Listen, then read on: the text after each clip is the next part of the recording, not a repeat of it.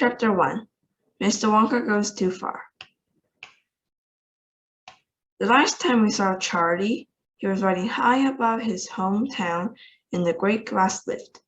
Only a short while before, Mr. Wonka had told him that the whole gigantic, fabulous chocolate factory was his, and now our small friend was turning trump with his entire family to take over.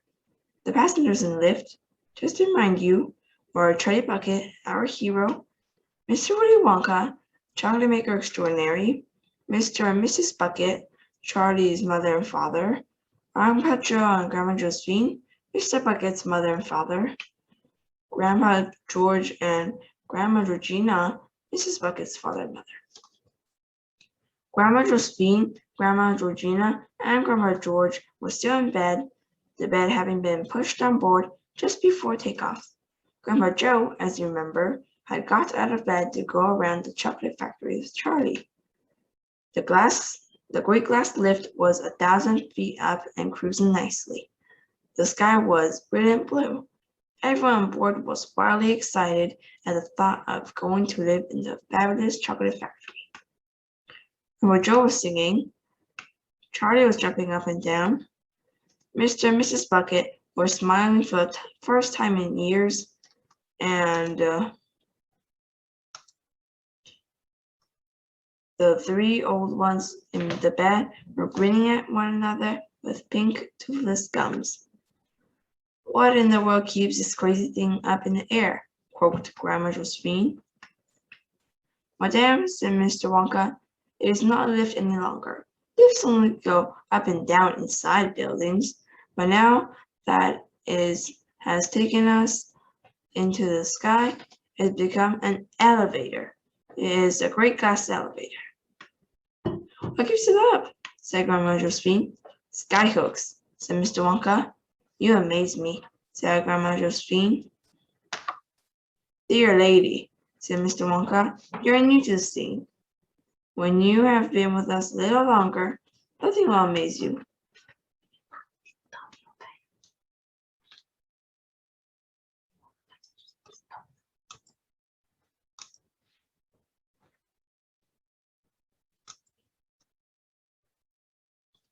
"These skyhooks," said Grandma Josephine. "I assume one end is hooked on to this contraption we're riding in, right?" "Right," said Mr. Wonka. "What's the other end hooked onto?" said Grandma Josephine. "Every day," said Mr. Wonka, "I get deafer and deafer. Remind me, please, to call up my ear doctor the moment we get back." "Charlie," said Grandma Josephine, "I don't think I trust this gentleman very much." "Nor do I," said Grandma Georgina. "He foodles around." Charlie leaned over the bed and whispered to the two old women. "Please," he said, "don't spoil everything. Mr. Wonka's a fantastic man. He's my friend. I love him." "Charlie's right," Mr. and Grandpa Joe joined the group. "Now you be quiet, Josie, and don't make trouble." "We must hurry," said Mr. Wonka. "We have so much time and so little to do." "No, wait, cross it out. Reverse it. Thank you. Now back to the factory," he cried, clapping his hands once and springing 2 feet in the air with 2 feet. "Back we fly to the factory, but we must go up before we can come down. We must go higher and higher." "What did I tell you?" said Grandma Josephine. "That man's cracked." "Be quiet, Josie," said Grandpa Joe. "Mr. Wonka knows exactly what he's doing." "He's cracked as a crab," said Grandma Georgina.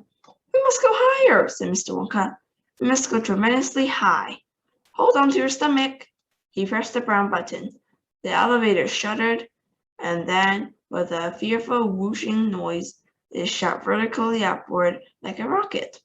Everyone clutched hold of everybody else, and as the great machine gathered speed, the rushing, whooshing sound of wind outside grew louder and louder and shriller until it became a piercing shriek, and you had to yell to make yourself heard. "Stop!" yelled Grandma Josephine. "Joe, you make him stop. I want to get off." "Save us!" yelled Grandma Georgina. "Go down!" yelled Grandpa George. "No, no," Mr. Wonka yelled back. "We've got to go up." "But why?" they all shouted at once. "Why up and not down?" because the faster we are when we start coming down, the faster we're all going to be hit, said Mr. Wonka. We've got to be going at an absolutely sizzling speed when we hit. When we hit what? They cried. The factory, of course, answered Mr. Wonka.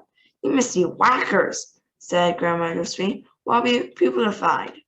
We'll be scrambled like eggs, said Grandma Georgina. That, said Mr. Wonka, is a chance we shall have to take. You're joking, said Grandma Josephine. Tell us you're joking. Madam, said Mr. Wonka, I never joke. Oh, my dears, cried Grandma Georgina. We'll be excavated, every one of us. More than likely, said Mr. Wonka. Grandma Josephine screamed and disappeared under the bedclothes. Grandma Georgina clutched Grandpa George so tight he changed shape. Mr. and Mrs. Bucket, stood hugging each other, speechless with fright.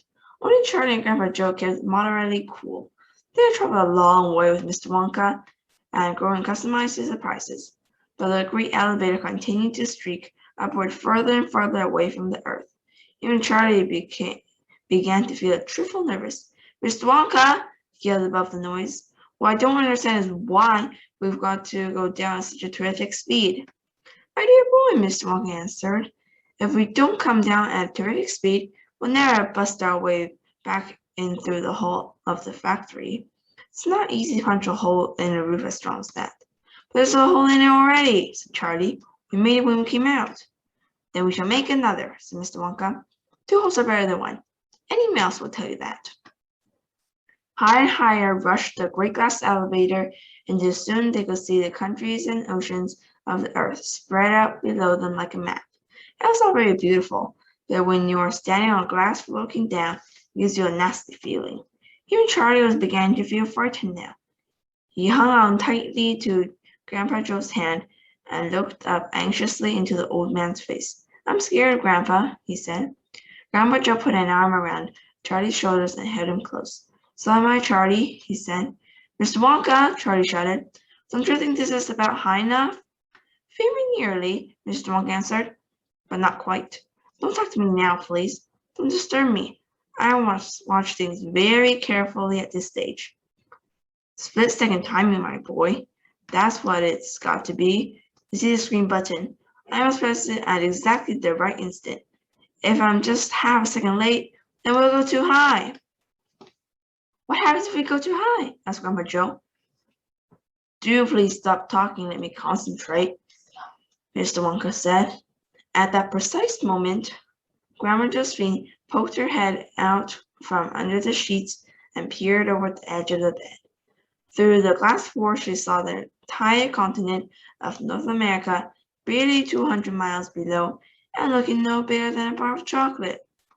Someone's got to stop this maniac, she screeched, and she shot out a wrinkled old hand and grabbed Mr. Wonka by the coat tail and yanked him backwards onto the bed. No, no, cried Mr. Wonka, struggling to free himself. Let me go. I have things to do. Don't disturb the pilot. You madman, shrieked Grandma Josephine, shaking Mr. Wonka so fast his head became a blur. You get us back home this instant. Let me go, cried Mr. Wonka. I got to press that button before we go too high. Let me go. Let me go. But Grandma Josephine hung on. Charlie, shouted Mr. Wonka. Press the button. The green one. Quick, quick, quick. Charlie leapt across the elevator and banged his thumb down on the green button. As he did so, the elevator gave a mighty groan and rolled over onto its side, and the rushing, whooshing noise stopped altogether. There was an eerie silence. Too late, cried Mr. Wonka. Oh my goodness me, we're cooked. As he spoke, the bed with the 3 old ones in it and Mr. Wonka on top lifted gently off the floor and hung suspended in midair. Charlie and Grandpa Joe and Mr. and Mrs. Bucket also floated upwards, so that in a twink the entire company, as well as the bed, were floating around like balloons inside the great glass elevator. Now look what you've done, said Mr. Wonka, floating about. What happened? Grandma Josephine called out. She had floated clear of the bed and was hovering near the ceiling in her nightshirt. Did we go too far? Charlie asked. Too far? Cried Mr. Mocha. Of course we went too far. You know where we've gone, my friends? We've gone into orbit. They gasped, they stared. They were too flabbergasted to speak. We are now rushing around the Earth at 17,000 miles an hour, Mr. Wonka said. How's that grab you? I'm choking, gasped Grandma Georgina. I can't breathe. Of course you can't, said Mr. Wonka. There's no air up here. He sort of swam across under the student to a button marked oxygen. He pressed it. You'll be all right now, he said. Breathe away. This is the queerest feeling, Charlie said, swimming about. I feel like a bubble. It's great, said Grandpa Joe. It feels as though I don't weigh anything at all. You don't, Mr. Wonka said. None of us weighs anything, not even 1 ounce. What piffle, said Grandma Georgina. I weigh 137 pounds exactly. Not now you don't, said Mr. Wonka. You are completely weightless. The 3 old ones, Grandpa George, Grandma Georgina, and Grandma Josephine, were trying frantically to get back into bed, but without success. The bed was also floating about in midair. They, of course, were also floating, and every time they got above the bed and tried to lie down, they simply floated up out of it. Charlie and Grandpa Joe were hooting with laughter. What's so funny? Said Grandma Josephine. We've got you out of bed at last, said Grandpa Joe. Shut up and help us back, snapped Grandma Josephine. Forget it, said Mr. Wonka. You never stay down. Just keep floating around and be happy. The man's a madman, cried Grandma Georgina. Watch out, I'll say, or he'll liquidate the lot of us.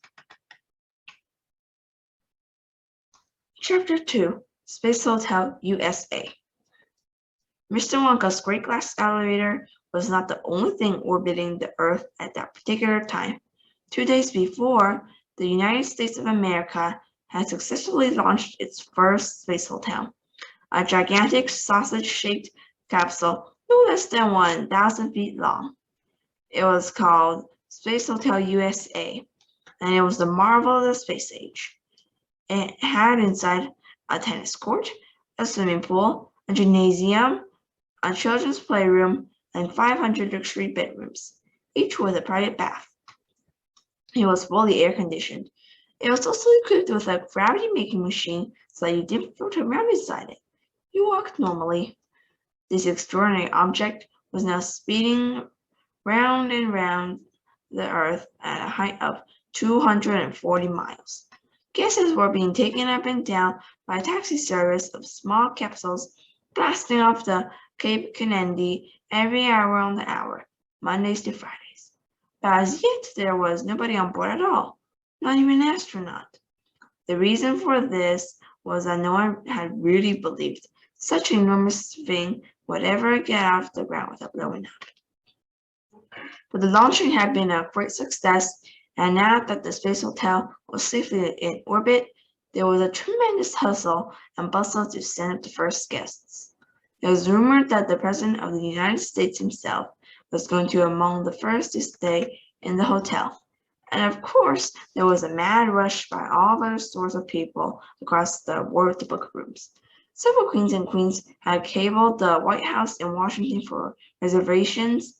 And a Texas millionaire called Orson Kurt, who was about to marry a Hollywood starlet called Helen Highwater, was offering $100,000 a day for the honeymoon suite. But you cannot send guests to an hotel unless there are lots of people there to look after them. And that explains why there was yet another interesting object orbiting the Earth at that moment. This was a large transport capsule containing their entire staff for Space Hotel USA, their managers, assistant managers, desk clerks, waitresses, bellboys, chambermaids, pastry chefs, and hall porters. The capsule they were traveling in was manned by 3 famous astronauts, Shucksworth, Shanks, and Shower, all of them handsome, clever, and brave. In exactly 1 hour, said Shucksworth, speaking to the passengers over the loudspeaker, We shall link up with Space Hotel USA, your happy home for the next 10 years. And any moment now, if you look straight ahead, you should catch your first glimpse of this magnificent spaceship. Aha! I see something there. That must be it, folks. There's definitely something up there ahead of us. Truxworth, Shanks, and Shore, as well as the managers, assistant managers, desk clerks, waitresses, bellboys, chambermaids, pastry chefs, and hall porters, all stared excitedly through the windows. Truxworth fired a couple of small rockets to make the capsule go faster, and began to catch up very quickly. Hey, yelled Shore, that isn't our space hotel. Holy rats, cried Shanks. What in the name of Nebuchadnezzar is it? Quick, give me the telescope, yelled Truxworth. With one hand, he focused the telescope, and with the other, he flipped the switch connecting him to ground control. Hello, Houston, he cried into the mic. There's something crazy going on up here. There's a thing orbiting ahead of us, and it's not like any spaceship I've ever seen, and that's for sure. Describe it at once, ordered ground control in Houston. It's all made of glass, and it's kind of a square, and it's got lots of people in it. They're all floating around like fish in a tank. How many astronauts on board? None, said Truxworth. They can't possibly be astronauts. What makes you say that? Because at least 3 of them are in nightshirts. Don't be a fool, Truxworth, snapped ground control. Pull yourself together, man. This is serious. I swear it, cried poor Truxworth. There's 3 of them in nightshirts, 2 old women and 1 old man. I can see them clearly. I can even see their faces. Jeepers, they're older than mooses. They're about 90 years old. You've gone mad, Truxworth, shouted ground control. You're fired. Give me Shanks. Shanks speaking, said Shanks. Listen here, Houston. There's these 3 old birds in nightshirts floating around in this crazy glass box, and there's a funny little guy with a pointed beard wearing a black top hat and a plum-colored velvet tailcoat and bottle green trousers. Stop! Screamed ground control. That's not all, said Shanks. There's also a boy about 10 years old. That's the boy, you idiot, shouted ground control. That's an astronaut in disguise. It's a midget astronaut dressed up as a little boy. Those old people are astronauts too. They're all in disguise. But who are they? How the heck would I know? Said ground control. Are they heading for our space hotel? That's exactly where they're heading, cried Shanks. I can see the space hotel now about a mile ahead. They're going to blow it up, yelled ground control. This is desperate. Suddenly, his voice was cut off, and Shanks heard another, quite different voice in his earphones. That was deep and raspy. I'll take charge of this, said a deep raspy voice. Are you there, Shanks? Of course I'm here, said Shanks. But how dare you butt in? Keep your big nose out of this. Who are you anyway? This is the United States. This is the President of the United States, said the voice. And this is the Wizard of Ozo, said Shanks. How are you kidding? Cut the piffle, Shanks, snapped the President. This is a national emergency. Good grief, said Shanks, turning to Truxworth and Shore. It really is the President. As President Gilly Glass himself. Well, hello there, Mr. President, sir. How are you today? How many people are in that glass capsule? Rasped the President. 8, said Shanks.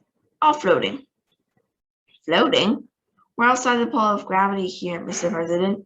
Everything floats. We'd be floating ourselves if we weren't strapped down. Do you know that? Of course I knew it, said the President.